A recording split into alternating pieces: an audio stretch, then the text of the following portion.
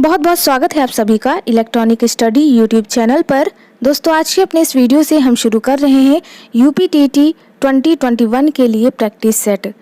Practice set की बात करें तो जो भी आपके प्रीवियस ईयर के प्रैक्टिस सेट हैं, जो भी आपके प्रीवियस ईयर में क्वेश्चन पूछे गए थे, उन सभी को यहाँ पर इंक्लूड किया जाएगा।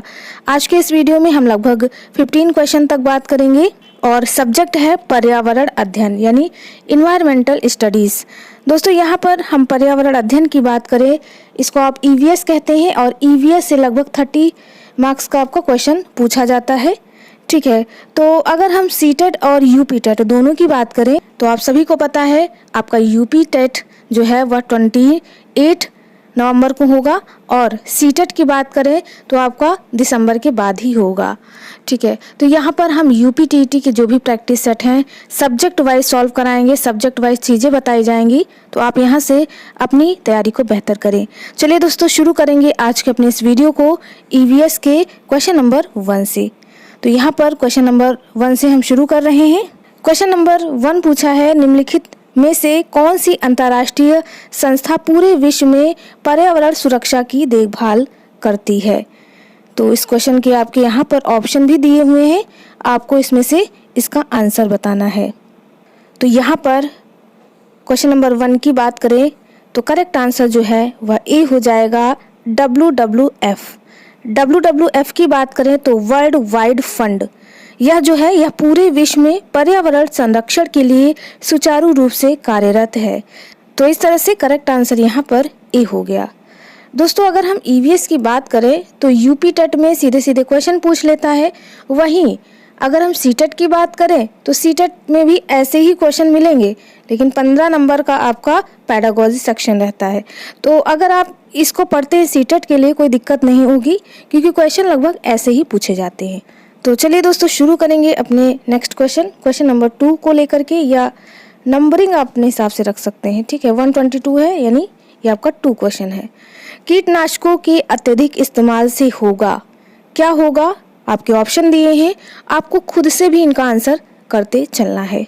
तो यहाँ पर क्वेश्चन नंबर 2 की बात करें तो करेक्ट आंसर सी हो जाएगा, जल प्रदूषण। जल प्रदूषण अब यह कैसे होगा? तो बहुत से अवांछनीय जीवों को नष्ट करने के लिए विभिन्न प्रकार के रासायनिक पदार्थों को प्रयोग में लाया जाता है, जिससे जल की अशुद्धियां दूर हो सके। ठीक है, ये पदार्थ जल प्रदूषण को बढ़ावा देते हैं, क्योंकि इनके लिए हम कीटनाशकों का अधिक मात्रा में प्रयोग कर लेते हैं, जिससे जल जो है वह दूषित हो जाता है। तो इस तरह से 2 का करेक्ट आंसर सी हो जाएगा। बढ़ते हैं अगले क्वेश्चन की तरफ, जो कि है क्वेश्चन नंबर 123 या क्वेश्चन नंबर 3। क्वेश्चन नंबर 3 पूछा है, ध्वनि प्रदूषण मापक की इकाई क्या है, यानी ध्वनि प्रदूषण की मापक या मापने का यंत्र क्या है जिसके द्वारा हम इसको माप सकते हैं। तो यहाँ पर 123 की बात करें, करेक्ट आंसर जो है वह सी हो जाएगा, डेसिबल। अच्छा ये बताइए कि कितने प्रतिशत की ध्वनि हमारे कानों के लिए उपयुक्त है, ये भी क्वेश्चन पूछ सकता है। तो 90% की डेसिबल जो है वह हमारे कानों के लिए उपयुक्त है। करेक्ट आंसर आपका यहाँ पर डेसिबल हो जाएगा। बढ़ते अगले क्वेश्चन की तरफ, जो कि है क्वेश्चन नंबर 124। क्या कुछ कह रहा है तो इसको थोड़ा हम छोटा करके देख लेते हैं क्वेश्चन अपना। क्वेश्चन नंबर 124 पूछा है, पारिस्थितिकी तंत्र एवं प्राकृतिक अधिवासों का संरक्षण तथा उनके प्राकृतिक वातावरण में प्रजातियों का जीवनक्षम जनसंख्या का रख रखाव एवं प्रतिप्राप्ति के लिए प्रयुक्त पद है, इनमें से कौन सा है? आपके ऑप्शन दिए, आपको आंसर बताना है। तो यहाँ पर 124 की बात करें, 124 का करेक्ट आंसर जो है वह सी हो जाएगा, अपस्थानीय संरक्षण। अपस्थानीय संरक्षण की बात करें तो अपस्थानीय संरक्षण के अंतर्गत पारिस्थितिक तंत्र एवं प्राकृतिक अधिवासों का संरक्षण तथा उनके प्राकृतिक वातावरण में प्रजातियों का जीवनक्षम जनसंख्या रख रखाव एवं प्रतिप्राप्ति के लिए उपयुक्त पद माना जाता है।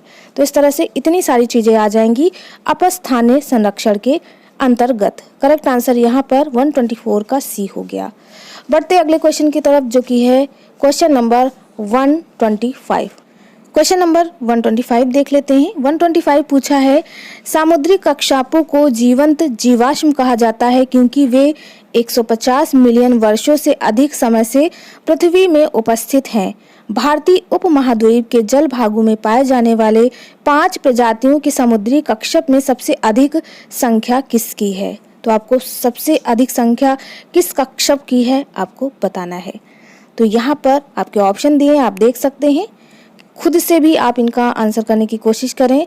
तो यहाँ पर 125 की बात करें, 125 का करेक्ट आंसर जो है वह सी हो जाएगा, ऑलिव रिडले।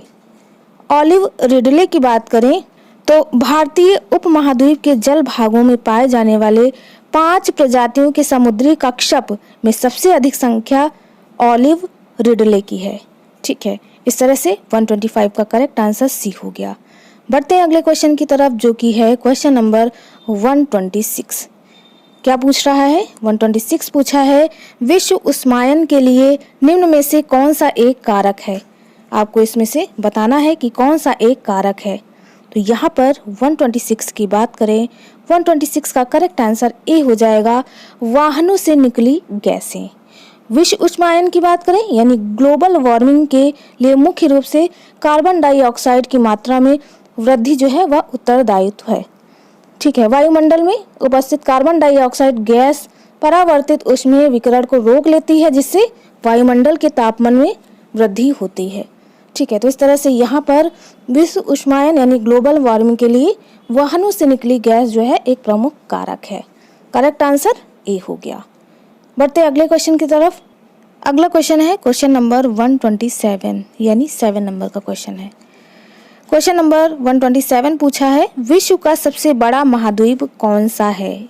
इनमें से आपको बताना है। तो इसका आंसर आप सभी को पता है कि विश्व का सबसे बड़ा महाद्वीप कौन सा है।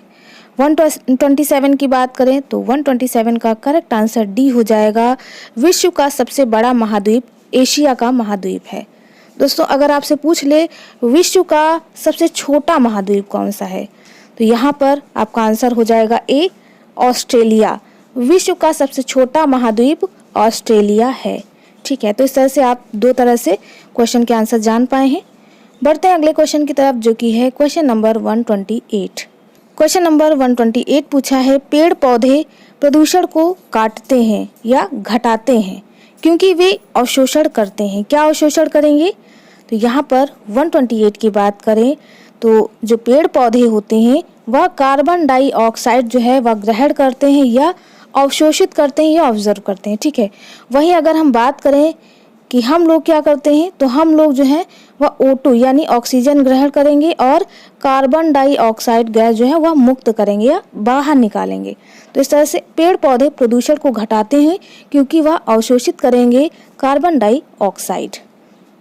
बढ़ते हैं अगले क्वेश्चन की तरफ, जो कि है क्वेश्चन नंबर 129। क्वेश्चन नंबर 129 पूछा है कि किस अनुच्छेद को डॉक्टर अंबेडकर ने संविधान का हृदय तथा आत्मा कहा है? यहाँ पर आपको बताना है संविधान मतलब अनुच्छेद कौन सा है वह। तो यहाँ पर 129 की बात करें, 129 का करेक्ट आंसर जो है वह ए हो जाएगा, अनुच्छेद 32। अनुच्छेद 32 को भीमराव अंबेडकर ने संविधान का हृदय व आत्मा कहा है।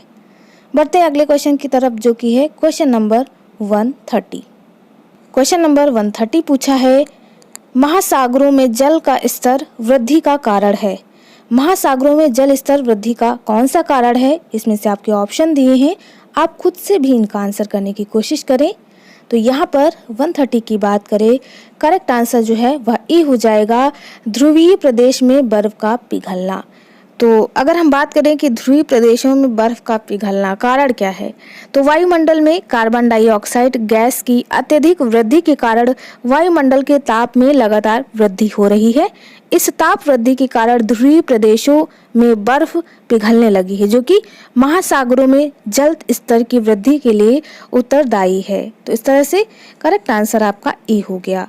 बढ़ते हैं अगले क्वेश्चन की तरफ, जो कि है क्वेश्चन नंबर 131।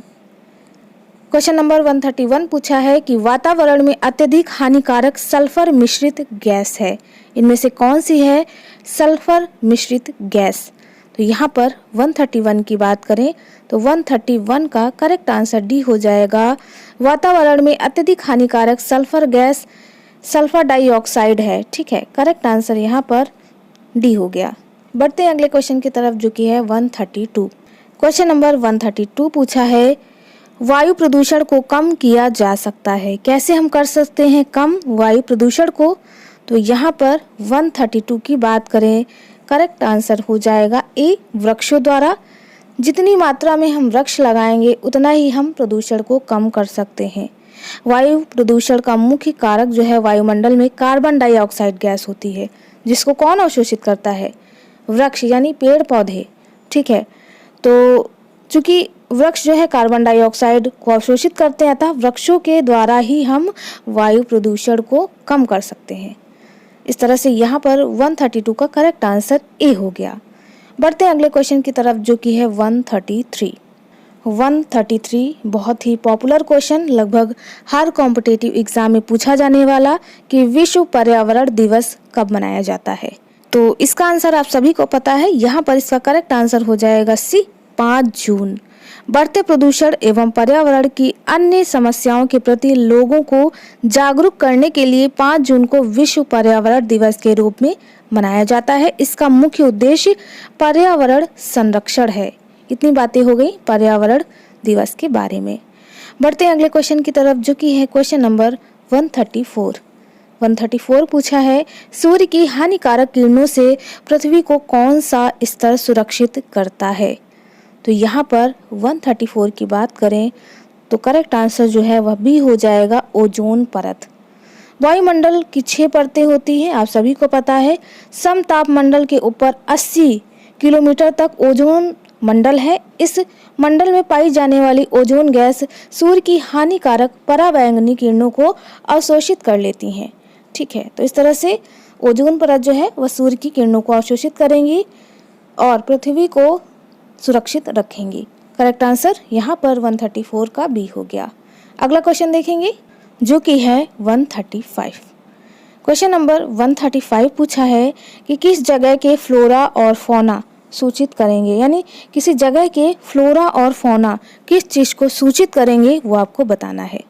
तो यहाँ पर 135 की बात करें, करेक्ट आंसर जो है वह ए हो जाएगा, पेड़ पौधे एवं जीव जंतु। फ्लोरा एवं फौना जो है वह पेड़ पौधों एवं जंतुओं से संबंधित हैं। ये किसी जगह पर पेड़ पौधे एवं जीव जंतुओं की उपस्थिति को इंगित करते हैं। ठीक है, तो इस तरह से 135 का करेक्ट आंसर जो है वह ए हो जाएगा। तो दोस्तों आज के इस वीडियो में बस इतना ही। इसके नेक्स्ट वीडियो में रेस्ट ऑफ द क्वेश्चंस को लेकर के बात की जाएगी, यानी जो आपके 15 क्वेश्चन बचे हैं उनको भी नेक्स्ट वीडियो में कंप्लीट कराया जाएगा। मिलते हैं अपने एक नेक्स्ट वीडियो में। Thanks for watching.